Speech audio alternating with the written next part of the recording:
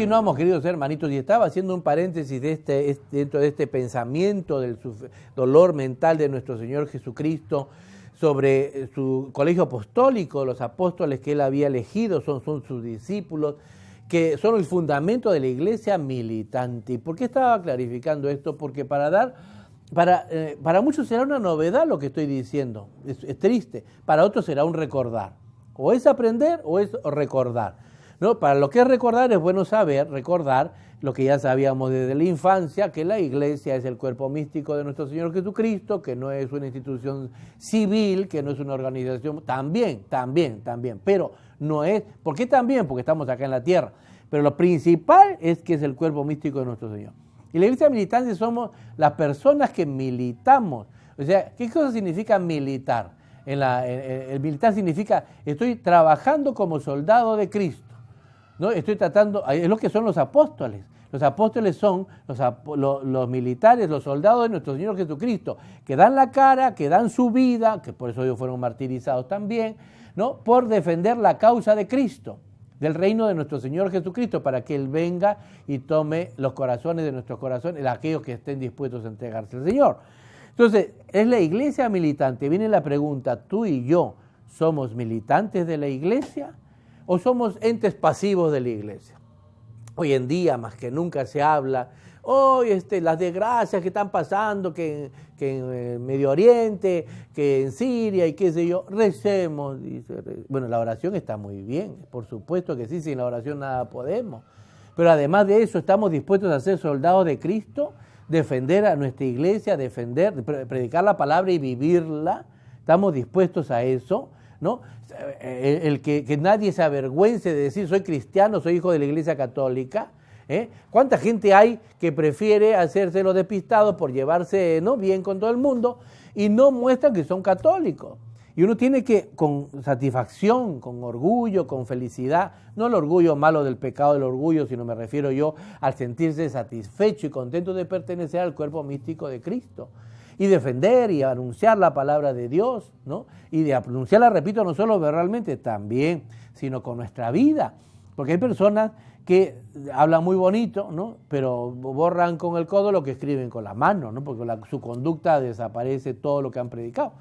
Entonces, como dice Jesucristo, hagan lo que ellos dicen y no lo que hacen. Acá se trata de hacer y decir las cosas. Somos de la iglesia militante, tú y yo, para después, si nos salvamos, ser de la iglesia purgante, si nos salvamos, pues tenemos pecados, ¿no? Para purificarnos antes de entrar a la iglesia triunfante. Porque si somos santos ya tenemos la iglesia triunfante segura, ¿no? Segura. Pero si no, o sea, no vayamos a pensar que la iglesia va a desaparecer permanentemente. No, la iglesia triunfante quedará allí. La eclesía, la gran asamblea de nuestro Señor Jesucristo, de Dios, la iglesia católica universal, seguirá en el cielo, que es el nuevo pueblo de Dios, pues, ¿no? La Jerusalén celestial de la que habla San Agustín, ¿no? Entonces, no nos olvidemos de esto. Por eso que acá el padre Scupoli menciona en el combate espiritual que Jesucristo siente dolor por los apóstoles, sus discípulos, que fue en el colegio de la iglesia militante, de que está trabajando, no son entes pasivos, son muy activos en la fe, ¿no? Entonces dice aquí, porque yo conocía que como sencillas ovejuelas sin pastor andarían turbados, dispersos, fugitivos. Claro, el Señor sabía muy bien lo que iba a pasar, ¿no? En ese momento, claro, comenzaba la iglesia, los discípulos recién elegidos, formados con Él, en fin, pero sabía de las limitaciones que tenían. Y sabía muy bien que nuestro Señor Jesucristo, al padecer, lo que iba a ocurrir, se iban a asustar, se iban a dispersar. Entonces eso le daba un dolor, eso aumentaba su desesperación, ¿no? Por eso cuando pensamos en el Getsemaní de nuestro Señor Jesucristo, o pensamos en los santos como Santa Rosa de Lima, ya que estamos en este mes de Santa Rosa, que uno dice, ¿por qué se ponía corona de espinas? Es que ella sentía y quería, vivía, ¿no? Decía, ¿qué cosa habrá sentido nuestro Señor Jesucristo en el Getsemaní al pensar en el dolor de sus hijos? ¿Qué padre bueno, qué madre buena no sufre más que sus hijos cuando sus hijos sufren? Porque ahora, si son malos papás, malos mamás, no les importa, ¿no?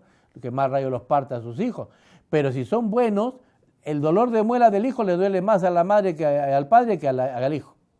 La herida del hijo, a veces el hijo tiene que decir, no es nada, no es la mamá, no, por acá, y sufre más la mamá, sufre más, cuando son buenos, cuando son buenos. Entonces, se han puesto a pensar, ¿no? Una desgracia del hijo, ¿quién sufre más? ¿El hijo desgraciado o la mamá, el papá, cuando son buenos? O los hermanos, que si son buenos, o los amigos, si son buenos, sufren más. Pues ese dolor está teniendo nuestro Señor Jesucristo, de saber de esa dispersión, que como gente sencilla, como criaturas que son, iban a sufrir, porque el Señor iba a padecer esto. Y sabía todas las tribulaciones, penas y martirios que habían de padecer y tolerar por mí. Sabía muy bien. Es decir, el Señor no dice, bueno, voy a elegir mi iglesia, sufran pues. No es así. Sabía lo que lo iba a pasar. Estaba eligiendo, estaba conformando el cuerpo místico y quería militantes, soldados suyos, pero sabía muy bien que no nos lanzaba a vivir acá en el mundo, el paraíso, los lanzaba a aprender a combatir, el combate espiritual. Aprender a combatir. Es como cuando alguien entra al ejército, a la marina, a la aviación, ¿no? ¿Los preparan para qué? ¿Para tiempos de paz lo preparan? No, pues para tiempos de paz no hace falta que me preparen, me echo a dormir y punto, ¿no? Me preparan para generar la paz, aunque sea a través de un combate, a través de una batalla, a través de una guerra, a veces, porque es que existe, pues, o no existe, ¿no?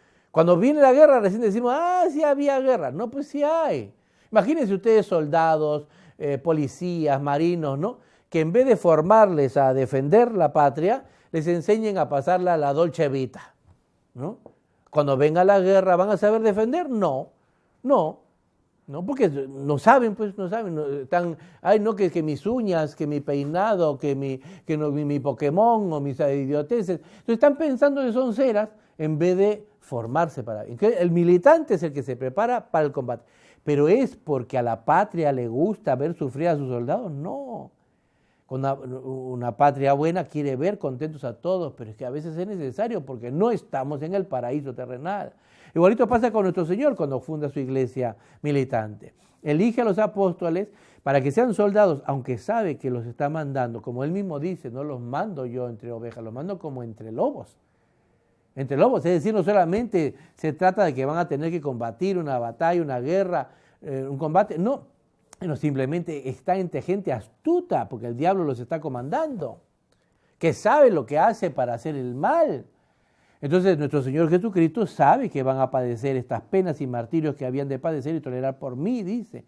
Porque si fuese por el mundo, si los apóstoles no fueran apóstoles, si los discípulos no fueran discípulos, ¿qué cosa es lo que pasaría en la Dolce Vita? Pues se la hubiera pasado San Pedro pescando calatos desnudo ahí en el mar de Galilea, como dice el Evangelio, ¿no? O los apóstoles se lo hubieran pasado allá también, cada uno haciendo su vida, el otro cobrando impuestos, y no hubiera pasado nada. Pero el Señor los saca de allí, ¿no? Para una tarea importante, más importante que lo que hacían, que es ya la salvación de las almas, para que sean fundamento del colegio apostólico. ¿Me dejó entender? Entonces de eso se trata, sabía lo que los ponía, ¿no? Porque, repito, y era por la causa de Cristo. Ojo, aquí esto es importante también. Lo que iban a padecer por mí, dice este pensamiento de nuestro Señor Jesucristo. No a padecer por ellos. Es decir, el grave problema es que a veces en vez de entrar a militar por Cristo, entran a militar por el bolsillo, por la carrera. Yo me aloco por ser párroco, me aloco por ser obispo, me aloco por ser el papa, me aloco por manejar esta institución. No, pues, o sea, no se trata de que tú te aloques para militar para tu bolsillo, tu barriga. No, se trata de militar por Cristo y para Cristo, que para eso es el militante de verdad. Imagínense ustedes que un soldado de un país, en vez de militar por su patria, milite por su bolsillo. Cualquier otro país lo soborna y es traición a la patria, pues, ¿no? Igualito pasa, pues, que un militante, un miembro de la Iglesia Católica, comienza a coquetear con las sectas, comienza a coquetear con el diablo, comienza a coquetear, y traición a la patria. Traición al Padre Eterno, traición a nuestro Señor Jesucristo. No hay que traicionar a Jesucristo, como ya hablaremos en otro programa, ¿no? Del traidor, porque hubo un traidor, un vendepatria hubo entre los apóstoles, ¿no? Pero tú y yo, ¿a quién seguimos? Somos del colegio apostólico, somos de la iglesia militante que trabaja y sufrimos por Cristo para que Jesucristo sea servido y alabado, o estamos metidos dentro de la iglesia para traicionar a Jesucristo y utilizar la iglesia no para Cristo, sino para otros fines. Terrible, terrible, pero estas cosas se han dado y quizás se están dando también en algunos lugares, ¿no? Tenemos que estar atentos, ¿eh? Muy atentos. Las penas y martirios que habían de padecer y tolerar por mí.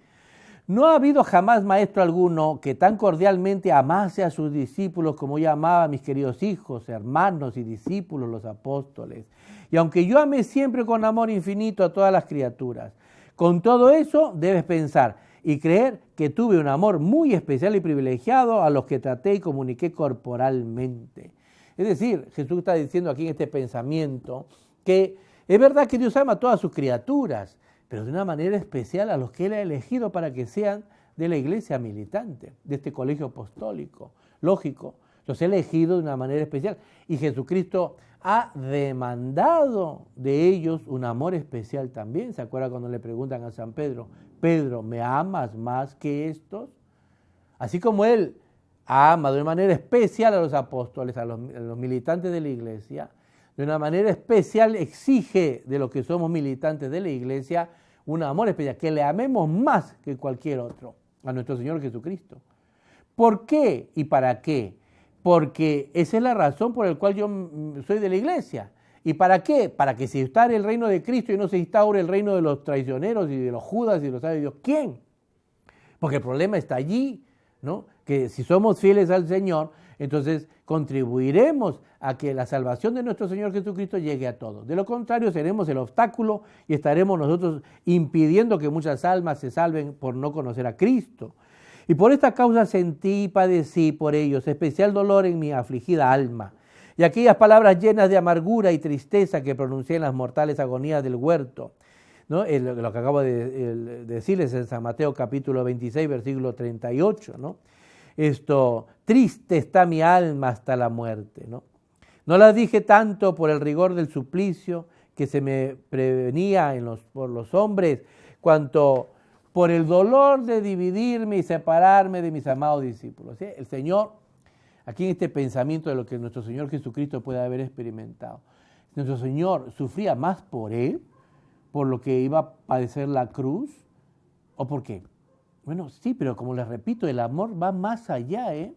El amor va más allá, el amor es capaz de hacer que uno se olvide de sí mismo para pensar en el otro. Es como, por ejemplo, cuando una buena madre se quita el pan de la boca para dárselo a su hijo cuando no tiene que comer. Se olvida de su propia hambre, de su propio sufrimiento, con tal de ver la alegría de su hijo recibiendo ese pan. Pues nuestro Señor Jesucristo en el Getsemaní sufría solamente por Él, por lo que iba a padecer la muerte en cruz que sabía que se venía.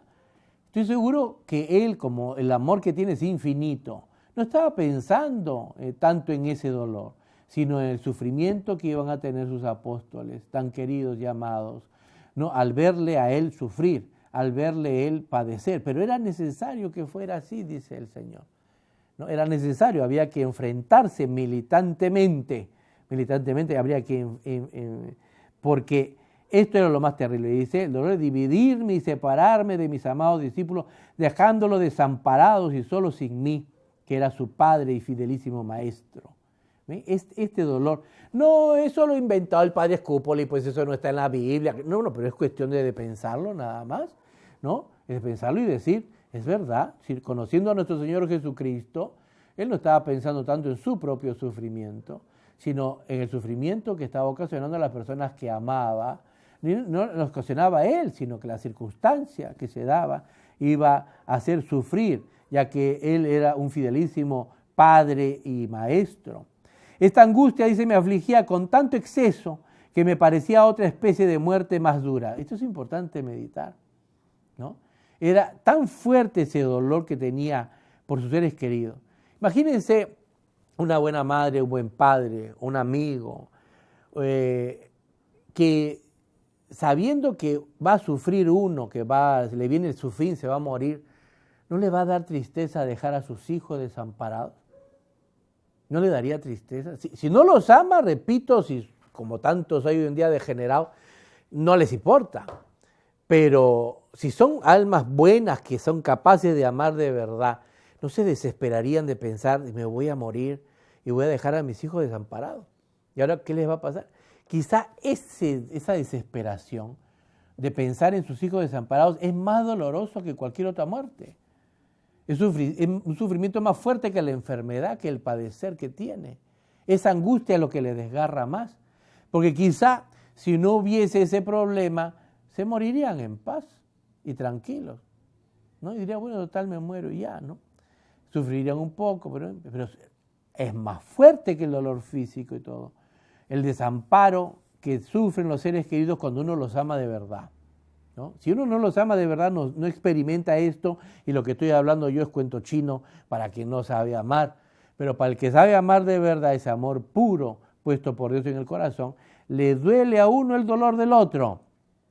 Y no quiere uno ocasionarle dolor a los seres amados. No, uno quiere ver a sus seres amados felices. Yo no entiendo las cosas raras que están pasando hoy en día.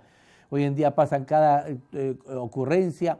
Dice, amo tanto que la maté y la descuarticé. Vamos a seguir conversando sobre esto, queridos hermanitos, en el siguiente bloque. Ahorita volvemos.